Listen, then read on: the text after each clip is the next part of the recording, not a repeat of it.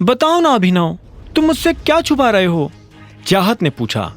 तभी उन लोगों में से एक ने कहा, नहीं, टाइगर अभी गया नहीं, टाइगर जिंदा है और वो जल्द ही लौट कर आएगा। मैंने तुमसे कहा था ना जॉनी, इतनी मत पिया करो कि संभली ना जाए। कुछ भी बकवास कर रहे हो। बकवास नहीं बकवास तो तुम कर रहे हो। टाइगर का कंपैरिजन दिक्पाल से, विस्की और देसी शराब का क्या मैच। मैं कह रहा हूं टाइगर जिंदा है and he will return soon. Johnny नाम के इस आदमी की बात सुनकर अभिनव के रोंगटे खड़े हो गए थे। वो ये जानना चाहता था कि जॉनी मन से फेंक रहा था या उसके पास सच में कोई जानकारी थी। जब अभिनव उन लोगों की बातों को ध्यान से सुन रहा था, तब इधर चाहत भी उसे देख रही थी। चाहत भी अब अभिनव की तरह उन लोगों की बातें सुनने लगी थी। जब उसके कान में उनकी बातें पड़ी तो वो धीरे से हंसते हुए बोली, क्या डेयरिंग है यार इन लोगों की। दिक्पाल की होटल में बैठकर टाइगर की बातें कर रहे हैं। या तो इन्हें शराब चढ़ गई है या फिर सच में इनमें बहुत हिम्मत है। इतना कहकर चाहत फिर से अपनी कुर्सी पर आराम से बैठ गई थी, लेकिन अभिनव अभी भी उनकी बातें सुन रहा था। टाइगर सबसे बेस्ट है। इंडिया में तो क्या, आउट ऑफ इंडिया भी कोई उनका मुकाबला नहीं कर सकता। दिक्पाल तो दूर दूर तक नहीं, जॉनी ने कहा। उसके मुंह से ये सुनते ही एक आदमी ने जॉनी के मुंह पर अपना हाथ रखा और बोला, तुम्हारा टाइगर को लेकर जो ये प्यार है ना, ये तुम्हारी जान ले लेगा प्यारे। जैसे ही दूर बैठे अभिनव ने यह सुना तो उसके चेहरे पर मुस्कान आ गई।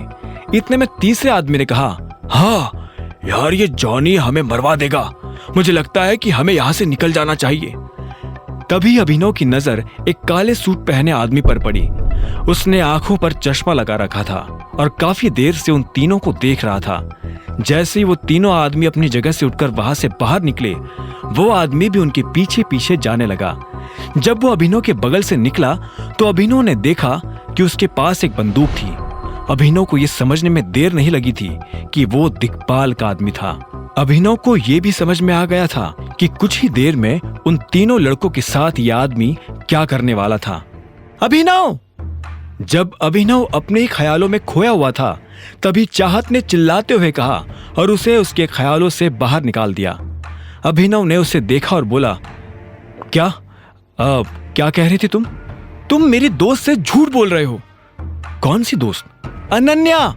चाहत ने जोर देते हुए कहा। अभिनव को एहसास हुआ कि उससे गड़बड़ हो गई थी। फिर भी उसने बात संभालने की कोशिश करते हुए कहा, नहीं, ऐसा कुछ नहीं है। मैं क्यों उससे झूठ बोलने लगा? और हाँ चाहत, मुझे अभी निकलना होगा। एक जरूरी मीटिंग है, मुझे उसके लिए जाना है। और फिर तुम्हें तो पता ही है, मैं अनन्या का पति हूँ। अगर घर पहुंचने में जरा भी देर हो गई तो वो मेरी जान ले लेगी। वैसे भी वो मेरे ऊपर बहुत शक करती है। शक? तुम्हारे ऊपर? वो तुम्हें पसंद तक नहीं करती, उसके दिमाग में तुम्हारा ख्याल भी नहीं आता, तो फिर वो तुम्हारे ऊपर शक क्यों करने लगी? हाँ जानता हूं, फिर भी अभी मुझे जाना होगा। क्या मैं तुम्हें घर छोड़ दूं?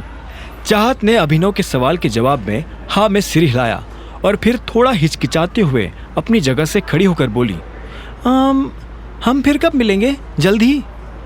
अभिनव ने इस बात का कोई जवाब नहीं दिया और चाहत के साथ होटल से बाहर आ गया। जब वो बाहर निकला तो उसने देखा कि जॉनी और उसके साथी पीछे की तरफ भाग रहे थे। अभिनव को यह सब ठीक नहीं लग रहा था। उसने चाहत से पूछा, तुम्हारा घर कहाँ है? अभिनव की आंखें आगे भी थी और पीछे भी। चाहत ने कहा, मुझे बस यही पास ही उतार दो, मुझे वहां एक छोटा सा काम है, मैं वहीं से निकल जाऊंगी।